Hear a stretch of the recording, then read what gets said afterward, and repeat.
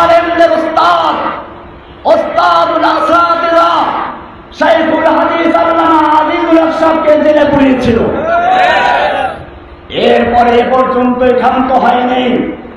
ইসলামী তাহজিব তামাদ্দুনকে ধ্বংস করার জন্য ভারতীয় সিনেমা, ভারতীয় নাস্তিক মোরতাদদের গান বাজনা, হিন্দি গান, হিন্দি সিনেমা এবং উদিচির নামে, ছায়ানটের নামে বিভিন্ন ভাবে এদেশের ইসলামী কালচারকে ধ্বংস করে ভুতুম পেচার কালচার, পান্তাবাদের কালচার চালু করার মাধ্যমে ইসলামী তাহজিব তামাদ্দুনকে ধ্বংস করার পায়তারা করা হয়েছে। এভাবে আস্তে আস্তে আগাতে আগাতে এক পর্যায়ে সরাসরি আক্রমণ করলো মুসলিম জনতার তাওহীদের ভিত্তি, মুসলিম জনতার ঈমানের স্পন্দন, জীবনের চেয়ে যাকে মুসলিমরা ভালোবাসে, আকা নামদার তাজদার মদিনা সরওয়ারে কায়নাত রাহমাতুল লিল আলামিন, যার সম্পর্কে কোরআন বলেছে ইন্নাকা লাআলা খুলুকিন আযীম, হে নবী আপনি মহান চরিত্রের উপরে প্রতিষ্ঠিত। সেই নবীর চরিত্র নিয়ে, নবীর স্ত্রীদেরকে নিয়ে কলঙ্ক শুরু করেছিল, অপবাদ দেওয়া শুরু করেছিল, কটূক্তি করা শুরু ছিল। তখন দেশের তাওহীদ জনতা গর্জে উঠেছিল।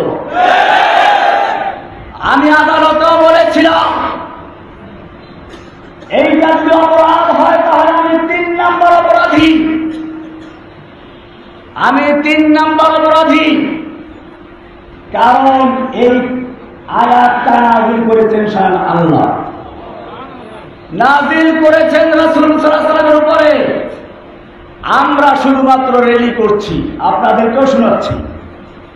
আল্লাহ তাআলা কোরআনে পরিষ্কার বলে দিয়েছেন 33 নম্বর সূরা 60 এবং 61 নম্বর আয়াত, আল্লাহ তাআলা বলছেন লাইলাম ইয়ানতাহিল মুনাফিকুনা ওয়াল্লাযীনা ফী কুলুবিহিম মারাদুন ওয়াল মুরজিফুনা ফিল মাদিনা, যদি মুনাফিকেরা এবং যাদের অন্তরে ইসলাম বিদ্বেষী রোগ রয়েছে, ওয়াল মুরজিফুনা ফিল মাদিনা, এবং যারা আল্লাহর নবীর নামে কটূক্তি করে, গল্প রচনা করে, এরা যদি বিরত না হয়, আল্লাহ তাআলা বলছেন লানুগরিয়ান্নাকা বিহিম, হে নবী আপনাকে আমি তাদের বিরুদ্ধে খেপিয়ে দিব, এগ্রা করে দিব, উত্তেজিত করে দিব। কে বলেছেন?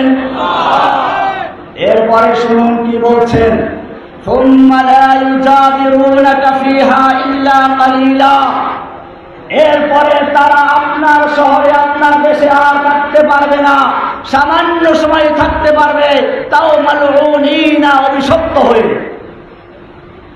এরপরে আল্লাহ বলছেন আইনামা সুকিফু, ওদেরকে যেখানে পাওয়া যাবে উখিযু, পাকড়াও করা হবে, ওয়াকুতিলু তাকতীলা, বাবে তাফঈল ব্যবহার করে আবার মফউলে মুতলাক ব্যবহার করা হয়েছে, ওয়াকুতিলু তাকতীলা, ওদেরকে কেটে টুকরো টুকরো করে দাও।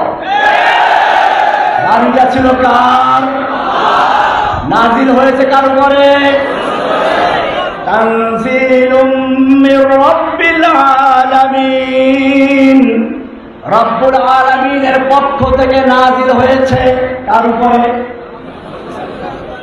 আলা কলবিকা, রাসূলের কলবে। কোথায়? রাহমাতুল লিল আলামিন নাযিল হয়েছে। এরপরে আল্লাহ বলছেন, এখানে একটা সূক্ষ্ম বিষয় আপনাদেরকে বলে দেই, কোরআনের উসলুব হলো আয-যানিয়াতু ওয়াজ-যানি ফাজলিদু কুল্লা ওয়াহিদিন মিনহুমা মিয়াতা জালদা, ব্যভিচারী আর ব্যভিচারী ওদেরকে তোমরা 100 দৌড়া মারো। এটাকে মারো ব্যবহার করা হয়েছে, কারণ রাষ্ট্রের কাজ। এমনি ভাবে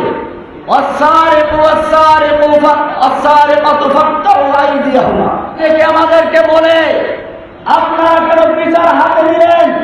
রাষ্ট্রের কাজ ছিল। আমিও বলতে চাই, আমরা রাষ্ট্রকে বলেছিলাম তোমার বাবার নামে যদি কেউ কটূক্তি করে তার জন্য সাজা ঘোষণা করেছে, প্রথমবার করলে 14 বছর, দ্বিতীয়বার করলে যাবজ্জীবন।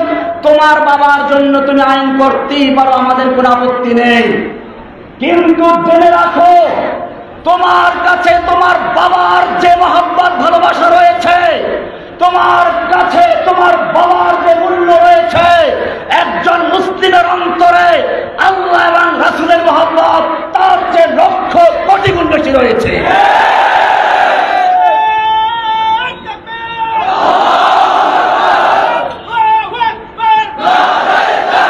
তোমার বাবার জন্য যদি আইন হতে পারে, আর আমার নবীকে কটূক্তি করলে তাদেরকে আদর করে বিদেশ পাঠিয়ে দাও, এই যদি তোমাদের চরিত্র হয়, তাহলে জেনে রাখো বাংলার তাওহীদি জনতা ওদেরকে চিরস্থায়ী বিষাদে কবরে পাঠিয়ে দিবে।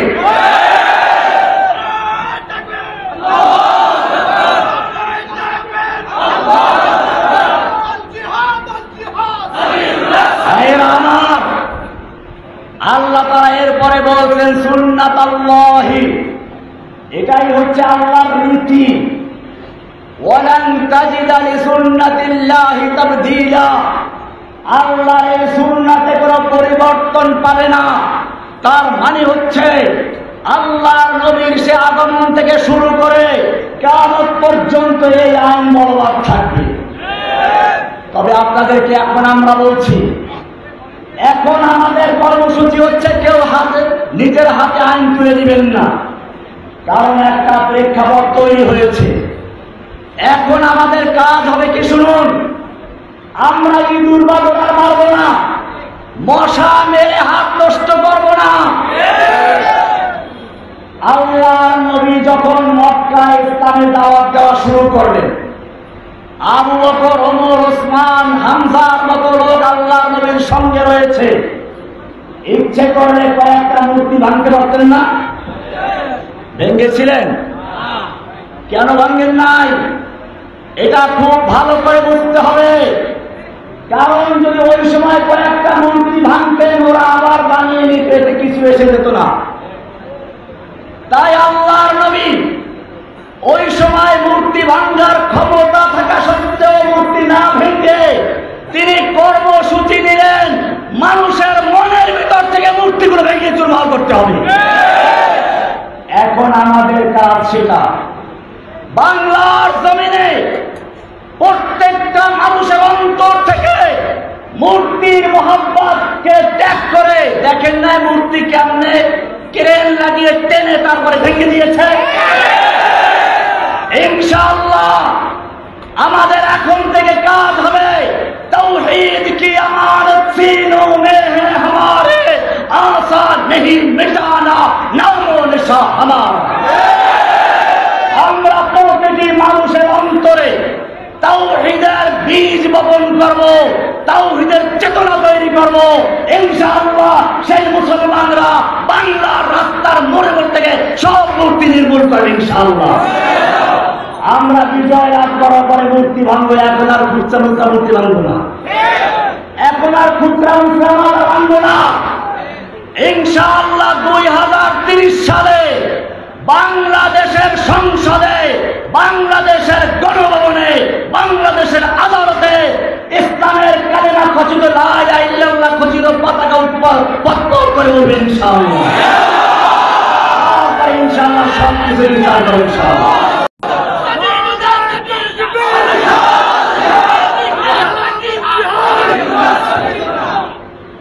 নোয়াখালীর ভাইদেরকে বলছি, বাংলাদেশে প্রথম ইসলাম প্রচার করেছিল নোয়াখালীর আলেমরাই।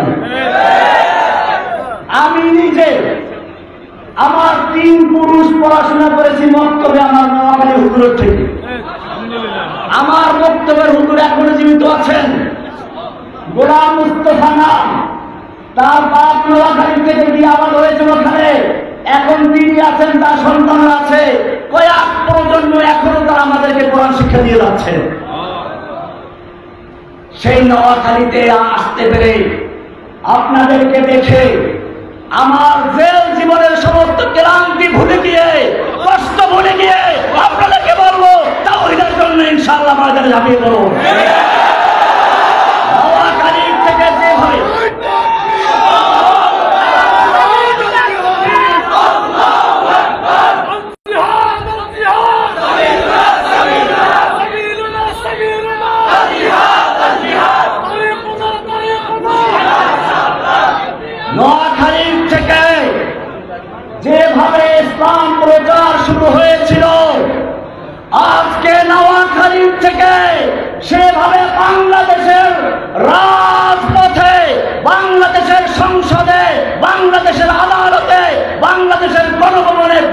সব জায়গায় ইসলাম বিজয়ী করার স্লোগান শুরু হয়েছে।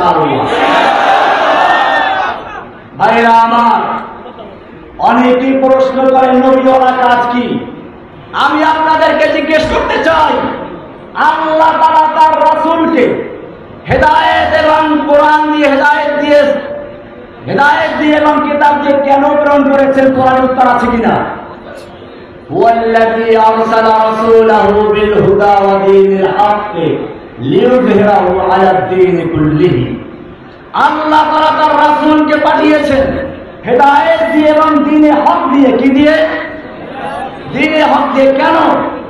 লিইয়ুযহিরাহু আলাদ দীনি কুল্লিহি, অন্য সব দ্বীনের বাতিলের উপরে আল্লাহর দেওয়া দ্বীনে হককে বিজয়ী করার জন্য।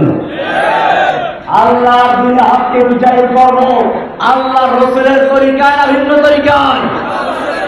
সেই দ্বীনে হককে বিজয়ী করার জন্য হেফাজতে ইসলাম বাংলাদেশ কাজ করে যাচ্ছে।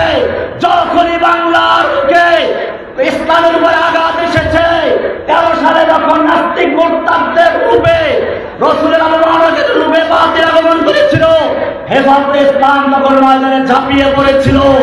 আবার যখন গুজরাটের কসাই বাবরি মসজিদ হত্যাকারী সেই খুনি নরেন্দ্র মোদী বাংলাদেশে আসার জন্য প্রোগ্রাম করা হয়েছিল, তখন ওই হেফাজতে ইসলামের ব্যানারে এদেশের তৌহিদি জনতা ময়দানে ঝাঁপিয়ে পড়েছিল। আজকে আমি জেলখানায় বসে চিন্তা করেছিলাম, আমি দেখেছি ইসলামের বিরুদ্ধে কি কি ষড়যন্ত্র হচ্ছে, আমাকে কি কি প্রস্তাব করা হয়েছিল। আমি তখনই সিদ্ধান্ত নিয়েছিলাম, আমার যুবক ভাইদেরকে বলবো, স্কুলের কলেজের ইউনিভার্সিটির যে সমস্ত ছাত্র ভাইরা আমাকে ভালোবাসো, তোমরা হয়তো মনে করতে পারো রহমানী জেল থেকে বের হয়ে নরম হয়ে গেছে।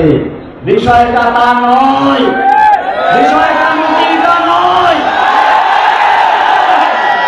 বিষয়টা হয়েছে রহমানী দেখতে পেয়েছে কিভাবে ফেরাউনের মতো, ফেরাউন যেভাবে তার জাতিকে বিভিন্ন দলে বিভক্ত করে তার রাজত্ব কায়েম রাখতে চেয়েছিল, ঠিক তেমনি ভাবে বাংলাদেশের তাওহীদি জনতাকে, মুসলিম উম্মাহকে দলে দলে বিভক্ত করে সে তার শাসন ব্যবস্থা কায়েম রাখতে চেয়েছিল। সেজন্য আমি তখনই সিদ্ধান্ত নিয়েছিলাম, আমি কারাগার থেকে একটা পত্র লিখেছিলাম যে সমস্ত যুবক ভাইদেরকে বলবো, তোমরা হেফাজতের ব্যানারে কাজ করতে থাকো। এটা কোনো দুর্বলতার জন্য নয়, এটা হলো বাস্তবতা। খুচরা খুচরা কাজ করে এখানে কয়েকজন পাহাড়ে চলে গেল, এখানে একটা দল ঘোষণা করলো, এর দ্বারা ইসলামের কোনো কাজ হবে না। জেনে রাখবে, আল্লাহর দুশমনেরা, ইসলামের শত্রুরা, নবীর দুশমনেরা ওত পেতে থাকে নেকড়ে বাঘের মতো সেই আলাদা বকরি, খুচরা বকরি দিয়ে খাওয়ার জন্য। তারা সাইদি সাহেবকে বলেছিল রাজাকার, আজিজুল হক সাহেবকে মামলা দিয়েছিল পুলিশ খুনের মামলা, জসিমউদ্দিন রহমানীকে বলল জঙ্গি, আনসারুল্লাহ বাংলাদেশের প্রধান। আমি সাংবাদিক ভাইদেরকে পরিষ্কার বলতে চাই, জসিমউদ্দিন রহমানী গ্রেফতার হওয়ার আগ পর্যন্ত আনসারুল্লাহ বাংলা টিম নামে কোন দল বাংলাদেশে আছে বলে কানেও শুনে নাই। আমি আদালতে চ্যালেঞ্জ করেছিলাম, বলগার রাসিল হায়দার হত্যা মামলার রায়ের ভিতরে পড়ে দেখো, সেখানে পরিষ্কার লেখা আছে এই আসামি জসিমউদ্দিন রহমানীকে আনসারুল্লাহ বাংলা টিমের প্রধান, গুরু, আধ্যাত্মিক নেতা বলা হলেও রাষ্ট্রপক্ষ প্রমাণ করতে সম্পূর্ণ ব্যর্থ হয়েছে। এটা বিচারকের পর্যবেক্ষণ লেখা রয়েছে। এরপরেও যারা আমাকে আনসারুল্লাহ বাংলা টিমের প্রধান বলে প্রচার করছে, যেই সাংবাদিকেরা প্রচার করছে, যেই পত্রিকা প্রচার করছে, তারা সেই পলাতক হাসিনা, খুনি হাসিনা দোষর বলে প্রমাণিত হবে। তারা ভারতের দালাল প্রমাণিত হবে। ভারত চেয়েছিল বাংলাদেশ থেকে ইসলামকে নির্মূল করার জন্য, সেজন্য হাসিনা নামক এক ডাস্টবিনের কিটকে পাঠিয়েছিল। সে গর্বের সঙ্গে বলেছিল সে পালায় না। আল্লাহ রাব্বুল আলামিন তয়রান আবাবিল পাঠিয়ে দিল আব্রাহাকে ধ্বংস করার জন্য। যেরকম ভাবে যাকে যাকে পাখি পাঠিয়েছিল, এই অহংকারী স্বৈরাচারী খুনি হাসিনাকে ধ্বংস করার জন্য স্কুল থেকে, কলেজ থেকে, মাদ্রাসা থেকে, সব জায়গা থেকে যাকে যাকে আবাবিল পাখি পাঠিয়ে ধ্বংস করেছে। পালাবার সময় পায় নাই, খাওয়ার সময় পায় নাই, রান্না বান্না করে রেডি করতে খাবে, কিন্তু সেনাবাহিনী বলে দিল 45 মিনিটের মধ্যে যেখানে পালাও পালাও। সে 45 মিনিটের মধ্যে চলে গেছে। জাআল হাক্কু ওয়া যাহাকাল বাতিল ইন্নাল বাতিলা কানা যাহুকা। ফিরাউন আয়ে, হামান আয়ে, জালিম জাবের সুলতান आए, कितने कितने शैतान आए, सबको हुई रसवाई हासिल। जाअल हक्कु व ज़हक़ल बातिल इन्नल बातिला काना ज़हूक़ा। हसीना आए, नानक आए, कौवा कादिर।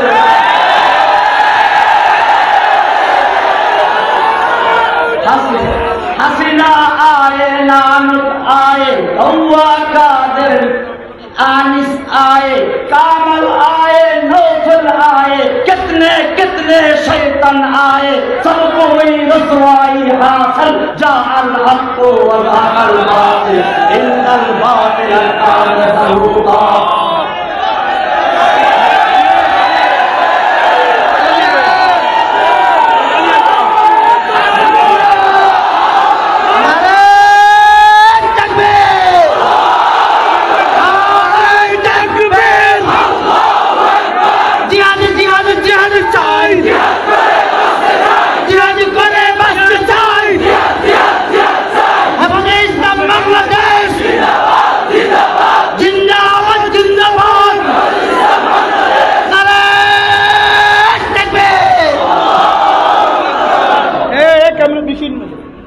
হয়তো খেলাফত, হয়তো শাহাদাত, নয়তো শাহাদাত, হয়তো খেলাফত, হয়তো খেলাফত, হয়তো শাহাদাত, নয়তো শাহাদাত, হয়তো খেলাফত, হয়তো শাহাদাত, নয়তো শাহাদাত, হয়তো খেলাফত। ভাইরা আমার, মনে রাখতে হবে আল্লাহর জমিনে আল্লাহর দ্বীনকে প্রতিষ্ঠা করার জন্য 3টা জিনিসের প্রয়োজন। মুরব্বী ওলামায়ে কেরামদের নেতৃত্ব পরামর্শ, যুবকের রক্ত আর ধনীদের অর্থ। আমি সমস্ত ওলামায়ে কেরামদের মুরব্বীদেরকে বলছি, আপনারা ময়দানে ঝাঁপিয়ে পড়ুন। ইনশাআল্লাহ জসিমউদ্দিন রহমানী জেল থেকে মুক্ত হয়ে সরাসরি আমিরে হেফাজত আল্লামা মুহিবুল্লাহ বাবুনগরী হাফেজাহুল্লাহর কাছে গিয়ে বলেছিল যে আমি আপনার খাদেম রূপে কাজ করতে আগ্রহী। আমি আপনাদেরকে বলতে চাই, এই মুরব্বিয়ানে কেরাম যখনই আমাদেরকে হুকুম দিলে বাংলার জমিনে দ্বীন কায়েমের জন্য বুকের তাজা রক্ত ঢেলে দিয়েছি ইনশাআল্লাহ। সেই আন্দোলনে তোমাদেরকে সঙ্গে থাকতে হবে। জেনে রাখবে, ইব্রাহিম আলাইহিস সালাম যখন মূর্তি ভেঙ্গে চুরমার করে বড় মূর্তির গলায় কুড়াল লাগিয়ে চলে গেছিলেন, নমরুদকে খবর দেওয়া হলো। নমরুদ এসে প্রশ্ন করেছিল এখানে কোন যুবক আছে কি যে যুবক মূর্তির সমালোচনা করে? তখন লোকেরা বলল, হ্যাঁ সামি'না ফাতান ইয়াযকুরুহুম ইউকালু লাহু ইব্রাহিম। একজন যুবক আছে, যুবক ফাতান, যুবক আছে যে মূর্তিগুলোর সমালোচনা করে, তাকে বলা হয় ইব্রাহিম। কেন যুবকের প্রশ্ন আসলো? নোয়াখালীর যুবক ভাইয়েরা ভালো করে শুনে দেখো, নমরুদ বুঝতে পেরেছিল কোন ঝড় তুফান হয় নাই, বন্যা হয় নাই, ভূমিকম্প হয় নাই, বিনা ভূমিকম্পে, বিনা ঝড় তুফানে এই মূর্তিগুলো ভেঙে চুরমার করা হয়েছে। এটা মূর্তি ভাঙ্গা পর্যন্ত শেষ নয়, এটা হচ্ছে মূর্তির চেতনা, মূর্তির সমাজকে ধ্বংস করে তাওহীদের চেতনা গঠন করার এক আন্দোলনের শুভ সূচনা মাত্র। আর এরকম শুভ সূচনা যুবকদের মাথায় আসে, কোন বুড়া মানুষের মাথায় আসে না। সেজন্যই সে প্রশ্ন করেছিল কোন যুবক আছে কি।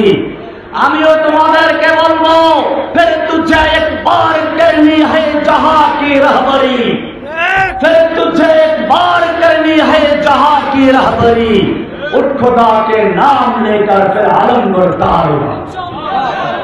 ভাইরা আমার, এই জন্য বিপদ আসবে, জেল জুলুম আসবে। আমি আপনাদেরকে বলি, জেলখানার 11 বছর 16 দিন আমার কাছে মনে হচ্ছে আমি গতকাল কি ভিতরে গিয়েছিলাম। আমি সব ভুলে গিয়েছি।